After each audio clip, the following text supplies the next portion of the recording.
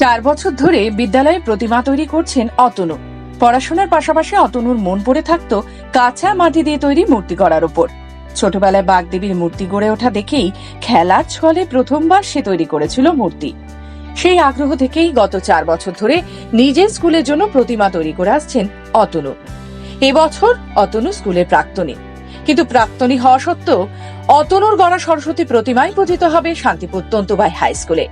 জানা যায়, পরিবারের কেউই মৃৎশিল্পী নয়, বাবা পেশায় তন্তুজীবী।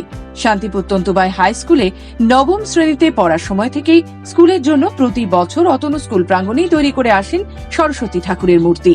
বিদ্যালয়ের প্রাক্তনী ছাত্র হলেও এবছর 6.5 ফুট উচ্চতার প্রতিমা তৈরি করেছে অতনু। তবে অতনু বলেন, প্রতিমা তৈরি করতে তার সাথে সহযোগিতা করেন স্কুলের শিক্ষক থেকে শুরু করে বিদ্যালয়ের বন্ধুরা। আমি বিদ্যালয়ের এবছর সরস্বতী প্রতিমা তৈরি করছি। কত বছর ধরে তৈরি করছে এবং কে কে সহযোগিতা করে এবং কেন করো এটা? বিদ্যালয়ের সরস্বতী প্রতিমা আমি নিজে করছি এবং সহযোগিতা বলতে বিদ্যালয়ের ছাত্রছাত্রী আছে, নিজের বন্ধু রয়েছে এবং বিদ্যালয়ের শিক্ষক শিক্ষারা রয়েছে, ওনারা সহযোগিতা করেন।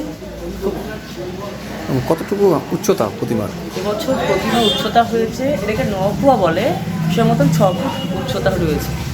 কত বছর ধরে করছো? প্রায় 4 বছর ধরে বিদ্যালয়ের প্রতিমা করছি আমি। আচ্ছা, এই যে প্রতিমা তৈরি করতে তো একটা খরচা হয়, সেই খরচাটা কে কে দেয়? এই প্রতিমা তৈরি করে যে খরচাটা হয় ওটা স্কুলই বহন করে। তোমার পরিবার কি কোনো সঙ্গে যুক্ত? আমার পরিবার মৃৎশিল্পের সঙ্গে যুক্ত নয়, সকলেই তাদের সঙ্গে যুক্ত আছে। শুধু আমি ইচ্ছা পেশা বলবো না, নেশাই মৃৎশিল্প। কীভাবে শিখলে? শিখলাম বলতে নিজের থেকে শেখা, নিজের পালপাড়ায় বাদুরতলায় গিয়ে ঠাকুর তৈরি করছে শিল্পীরা, দেখে দেখে শেখা। কি বার্তা দিতে চাইছো? তোমার কি ইচ্ছে?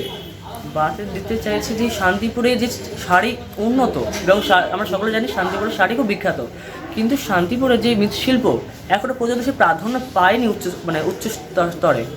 আমি চাইছি যে শান্তিপুরে কোনো অংশ কম নয়, শান্তিপুরে যে মৃৎশিল্পের দিক থেকে এগিয়ে, সেটাই আমি আগামী দিনে চেষ্টা করবো যেন শান্তিপুরকে উপরে নিয়ে যেতে পারি। আরও এই প্রতিমা তুমি কি দিয়ে তৈরি করেছো?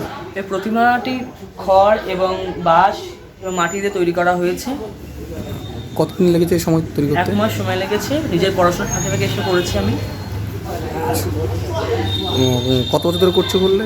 প্রায় 4 বছর ধরে প্রতিমা করছি বিদ্যালয়ে। কেমন লাগে?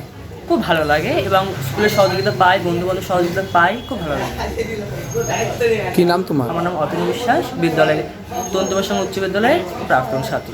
প্রথমেই বলি, আপনি যে প্রথমেই প্রাক্তন ছাত্র বললেন, এটা খুব সত্যি কথা।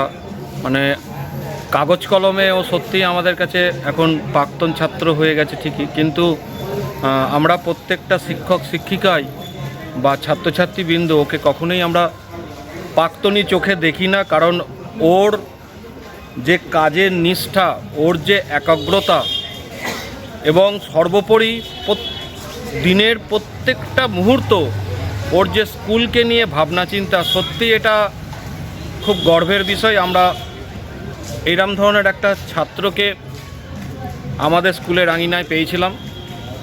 বা ভালো রেজাল্ট করবে এটা হয় না, প্রত্যেক ছাত্রছাত্রীরই কিছু না কিছু ভূমিকা থাকেই। কারোর খেলাই হতে পারে, কারোর আঁকাই হতে পারে, কারোর হাতের কাজে হতে পারে। তা ঠিক সেই রকমই ঈশ্বর ওর ছোট থেকেই এই প্রতিভাটাকে দিয়েছে, এটা ওর জন্মগতই। কারণ ও পাল বংশের ছেলে নয়, নিজের ইচ্ছাতেই ছোট থেকে এই মাটির প্রতিমা গড়ার কাজটা শেখে এবং আস্তে আস্তে ও এই কাজটাকে খুব ভালোবেসে ফেলে এবং ওর ব্যক্তিগত ইচ্ছা, যেটা আমাদের সঙ্গে কথা বলে বোঝা গেছে, আগামী দিনে এই কাজটাকেই ও পেশা হিসাবে